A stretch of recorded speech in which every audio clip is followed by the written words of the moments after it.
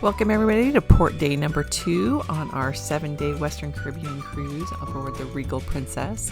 And today we are pulling into Mahogany Bay in Roatan. Looks like we'll be joined in this port by a Carnival cruise line over there. Sun's coming out, so it looks like it's going to be a great day.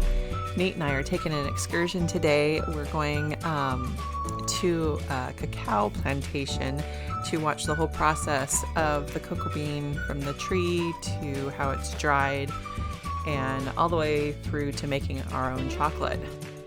Once we finish with the chocolate, then we'll have a tour of the botanical gardens in that area and lunch, and then we'll head back on the bus and have a little tour of the island before getting back to port, and then we'll have time to check out all the cute little shops.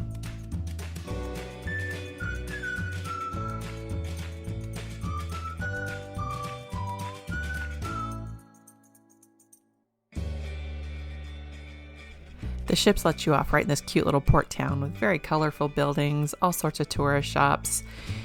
This craft market has a lot of local vendors. You can find some very unique souvenirs to take home for family and friends. It's also where all the excursions meet up and get ready to go. And Nate and I headed out to our chocolate experience. It was a little bit of a bus ride, and then we, of course, had our roosters greeting us. They were all over the place. Left us alone, but they were definitely watching us. So once off the tour bus, we were led into kind of like an open classroom area where we had this wonderful guide, and she was roasting some of the cocoa beans, the raw cocoa beans, and then she would hand them all out to us. You can see her, she's roasting them up there. They're pretty hot when we first got them, but so she gave us all our own little pile of them, and we had to gently crack the shells to actually get the chocolate in the middle, which sounds a lot easier than it is. If you press too hard, they just exploded and you got nothing out of them. So you had to gently crack out that shell in order to get these beans. That is what we actually use to make the chocolate. You can see Nate's trying to roll and crack the shell off of them, and without it, they just turning to crumbly dust. It's a little harder than you think. So then our instructor she was walking around and collecting all of the usable pieces of cocoa.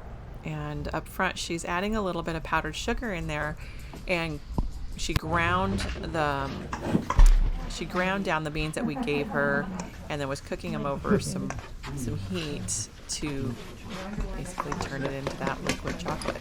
It's not sweet, so she was adding powdered sugar just to get it to the right sweetness and texture.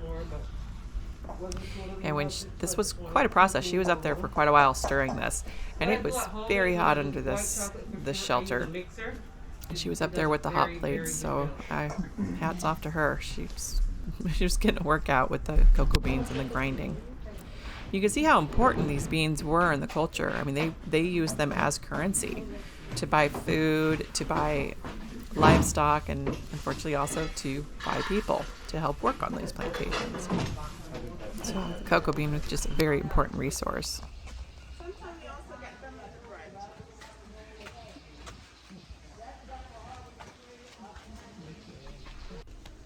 Once finished making our chocolate, we were taken on a tour of the botanical gardens. And as you can see there's some of the cocoa beans, or the pods. And those pods have multiple beans inside them that get dried out in the sun and roasted. So they shaved the bark and left them to dry, and that's how we end up with cinnamon sticks. They had everything in this botanical garden: the cinnamon tree, the mahogany trees, along with coffee beans, which, yum. They also have throughout, they had mango trees the mangoes weren't in season, so we didn't have any of those up there. If you're a gardener, this was a great tour to take. They had a great variety of species throughout this tour. There was a guide that was explaining the different trees and what they were, along with the importance of that variety of plant to their country.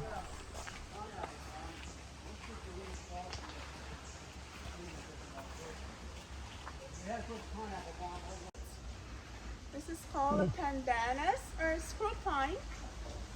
You can notice the root they shoot from the trunk of the tree and plant themselves back into the ground. So it's also referred to as the walking palm because of its roots. And we have two different types of pandanus. This is a variegated one, and we also have a green pandanus right there.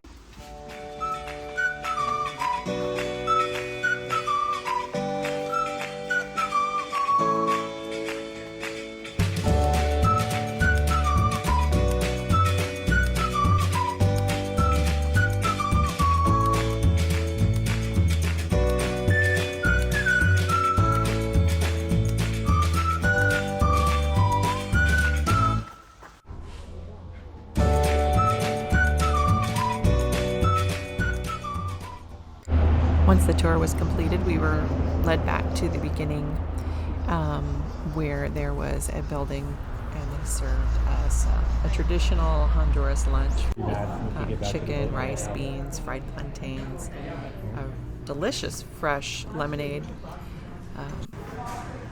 And then there was a little gift shop there. We could buy more of the traditional chocolate and a few other handmade items. It was a neat little shop. As soon as we were done there, we headed back down to the port. You can take these lifts down to the beach, or Nate and I just chose to walk along the garden path. Obviously, we forgot our sunglasses. There were really pretty flowers. It was just a paved path down to the beach. Like I said, if you wanted to, you could take the lifts down, but it wasn't a very long walk. And there's a bridge that goes across. You can see there's a lot of items to rent down there. You could kayak. This is a neat trike. And then there's the zip line excursion, ends down at the beach. It goes right across that river area. We didn't spend a lot of time on this beach. It was very crowded with the two ships there, and it was a very hot day. So everybody was down at the beach. We took the garden path, or the nature path, back to the ship. And you can see they do not move the trees for for the tourists. You just need to pay attention to where you're going, or you could really get a good knot on your head. There were a couple of trees along this path that were decapitators, that's for sure. It was a nice little walk, and it took us right to back onto the dock, and we were able to just jump back on board ship, and we're able to get in there when the crowds were still at the beach and enjoy a little refreshment and just get ready for the boat to take off. It was nice, calm. We were standing on our balcony looking out at the sunken ship out there, and they were doing some testing on one of the emergency boats, and it was very relaxing. We just were able to sit on our balcony and enjoy the port from the view. It's very nice. Comes this boat to pick up our harbor pilot. We were ways out now, and apparently wants the boat safe. And there he is, waving to everybody and saying goodbye.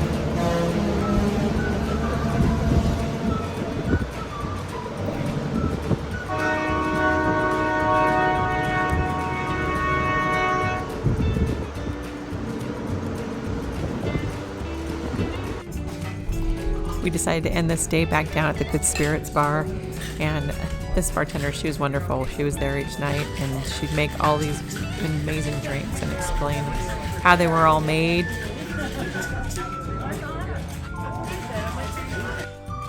This time I tried the chocolate coffee drink, and Nate had the watermelon on fire drink. It was very good, but it was a little zesty.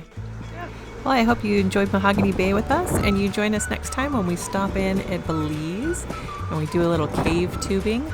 That should be a great time. Remember, like, subscribe, hit that notification bell so you know what's coming up next. Or visit us over on Facebook or Instagram. And thank you so much for supporting the channel. Have an amazing day. Bye-bye.